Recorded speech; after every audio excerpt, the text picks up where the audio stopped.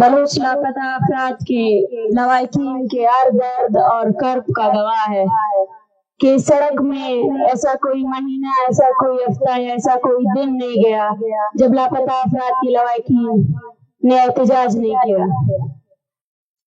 ایک ایسی ریاست جو بلوچوں کو زندہ رہنے کا حق و اختیار دینے سے انکاری ہے، وہ ہر دن یہ پوچھتا ہے کہ بلوچستان کا مسئلہ کیا ہے۔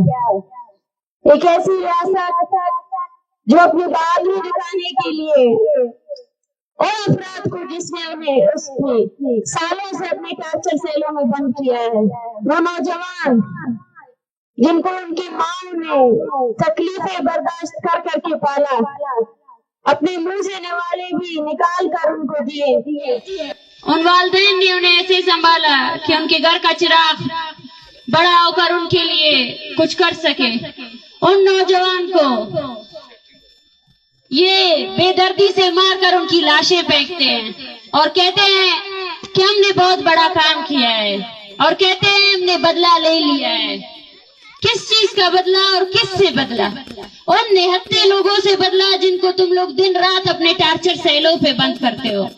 ان نہتے نوجوانوں سے بدلہ جن کے پیارے یہاں سڑکوں پر تمہاری ریاست سے بار بار انصاف کی اپیل کرتے ہیں، تمہاری عدالتوں سے جا کر انصاف کی اپیل کرتے ہیں۔ شرم آنی چاہیے ایسی عدالتوں کو بھی جو آئے روز بلوچستان میں جو لاپتہ افراد کی لواحقین ہیں ان کے احتجاجوں پر، ان کی تمام اپیلوں پر کوئی وہ نہیں رکھتے، اور پھر وہی لوگ جن کی مسخ شدہ لاشیں پھینکی جاتی ہے فیک انکاؤنٹر میں، یہی عدالتیں خاموش ہو جاتی ہے، یہی عدلیہ خاموش ہو جاتی ہے، یہی پارلیمنٹیرین خاموش ہو جاتے ہیں۔ نثار احمد، سعید احمد، فیاض جب تک نہیں، یہ وہ نام ہے جن کا تعلق بلوچستان کے 4 ان گھرانوں سے ہے جو غریب، انتہائی غریب، جن کو پتا بھی نہیں جبری گمشدگی کا مطلب کیا ہے، جن کے بیٹوں کو پہلے جبری گمشدہ کیا گیا، ٹارچر سیلوں میں بند کیا گیا، اس کے بعد ان کی لاشیں پھینکی گئی، اور ظلم اور جبر کی انتہا یہ ہے کہ ان کو ان کی لاشیں دینے سے بھی انکار کیا گیا۔ یہ جو ایپیکس کمیٹی کی بڑے بڑے میٹنگز بلاتے ہیں اور کہتے ہیں بلوچستان کا مسئلہ کیا ہے، ہم ان کو بولتے ہیں بلوچستان کا مسئلہ یہ ہے۔ بلوچستان کا مسئلہ آپ لوگوں کی جبر اور انتہائی وہ ہے کہ وہ لوگ جو اپنے پیاروں کے لیے احتجاج کرتے ہیں، آپ ان کی بات سننے کے بجائے ان پر لاٹھیاں برساتے ہیں۔ یہ مائیں جو اپنے پیاروں کی بازیابی کے لیے ہر سڑک، ہر احتجاج کا حصہ بنتے ہیں، آپ ان پر لاٹھیاں برساتے ہیں۔ اور وہ جو صرف اور صرف سیاسی بیانات دے کر یہ کہتے ہیں کہ ہم مذاکرات کرنا چاہتے ہیں، آپ کس سے مذاکرات کرنا چاہتے ہیں؟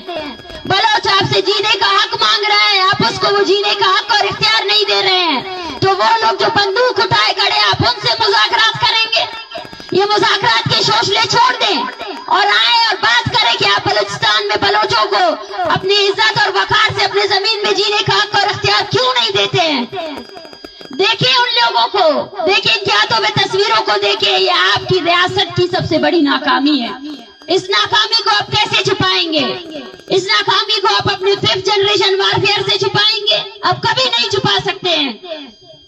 بلوچستان کی زمین میں ایسا کوئی کونا نہیں ہے جس نے لاشیں نہیں اگلی ہو۔ ارے بدبختوں، جاؤ دشت میں دیکھو، لاپتہ افراد کی لاشیں نامعلوم کے طور پر دفن ہوئی ہیں۔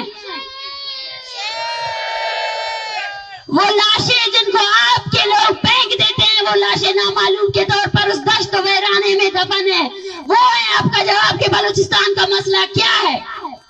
اور جب تک اس فیک انکاؤنٹر کو، اس قتل و غارت کو آپ بلوچ کے، پشتون کے، سندھی کے تب تک آپ ختم نہیں کرو گے، تب تک آپ سے کوئی بات چیت نہیں ہو سکتی ہے۔ آپ سے کبھی بھی کوئی بات چیت ہو ہی نہیں سکتی ہے، کیونکہ آپ نے بات چیت کے بدلے صرف اور صرف طاقت آزمائی کی ہے۔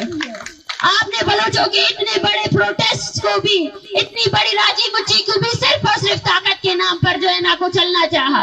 ان لوگوں کو جو آپ کے ایف سی والوں نے قتل کیا، ان کی نام کی FIR آج تک آپ نے درج نہیں کی، اور پھر کہتے ہیں کہ ہم مذاکرات کرنا چاہتے ہیں، ہم بات چیت کرنا چاہتے ہیں۔ بات چیت کس سے کریں؟ آپ کو لگتا ہے کہ بلوچستان میں 70 سالوں سے آپ نے جو خون ریزی کی ہے، وہ آپ کے NFC ایوارڈ سے اس خون ریزی پہ آپ پانی ڈال دیں گے؟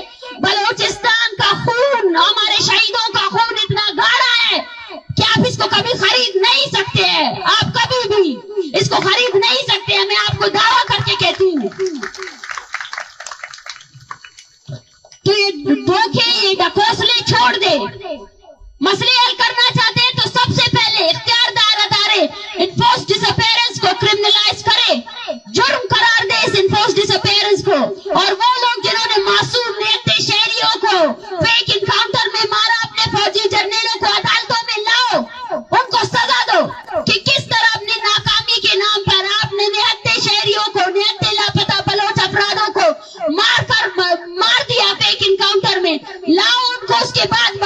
सकती है।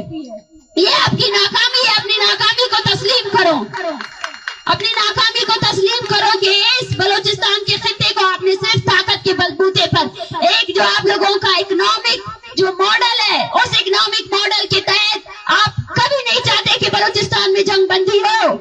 आप चाहते हैं कि ये तनाज़ा इतना ही लंबा हो जितना लंबा खिंच सकता है, क्योंकि इस तनाज़े से, इस कॉन्फ्लिक्ट से सबसे ज्यादा फायदा पाकिस्तान की मिलिट्री को है, क्योंकि पाकिस्तान की मिलिट्री सबसे ज्यादा इस चीज से फायदा हासिल कर रही है।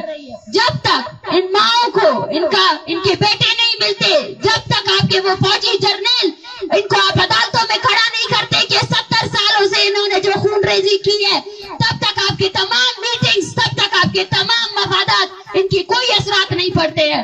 बलोच का बच्चा बच्चा जानता है कि आपने 70 सालों से हमारे साथ क्या किया है, और आप कभी भी लाशों के हिसाब किताब में हमसे जो है ना कभी जीत नहीं सकते हैं। हमने तो अब हमारी गिनती खत्म हो चुकी है जालिमों, गिनती खत्म हो चुकी है कि कितनी लाशें तुम लोगों ने फेंकी है। हालत यहाँ तक पहुंच चुके हैं कि हर दिन सैकड़ों के हिसाब से ये लोग आकर हर हफ्ते यहाँ पर आकर बैठते हैं और इनमें इजाफा होता जा रहा है, ये कम नहीं हो रहे हैं। अगर मेरी आवाज बलूचिस्तान के कोने कोने तक पहुंच रही है, मैं तमाम लापता अफराद के लवाकिन से ये अपील करती हूँ कि वो बाहर आए, अपने प्यारों के केसेस को रजिस्टर करे, पुरअमन तरीके से एहतजाज करे, प्रेस कॉन्फ्रेंस करे, क्योंकि ये धोखाबाज फरेबी रियासत, फरेबी इसकी आर्मी जब मुंह की खाती है तो उसके बाद नियत लापता अफराद को फेक इनकाउंटर्स में कत्ल करती है। तो हमारी